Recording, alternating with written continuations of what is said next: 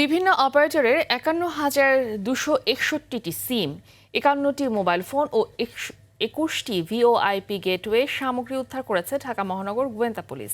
এই ঘটনায় রাজধানীর উত্তরা পশ্চিম থানাধীন ৯ নম্বর সেক্টর হতে ৫ জন বিদেশি নাগরিক সহ ৮ জনকে গ্রেফতার করা হয়।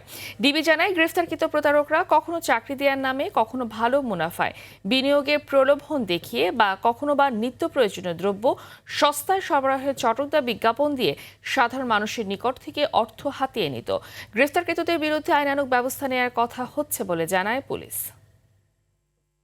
কারো কারো অ্যাকাউন্ট ব্যবহার করেও এই প্রতারক চক্র বিভিন্নভাবে তাদের প্রতারণার কাজ চালিয়ে যাচ্ছে।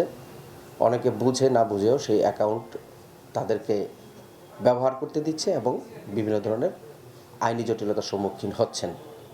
অপরিচিত কারোর সাথে বিকাশে অ্যাকাউন্টে কোনোভাবে কোনো লেনদেন না করার জন্যে ডিবি সাইবার ডিভিশন সবাইকে অনুরোধ জানাচ্ছে। ধন্যবাদ।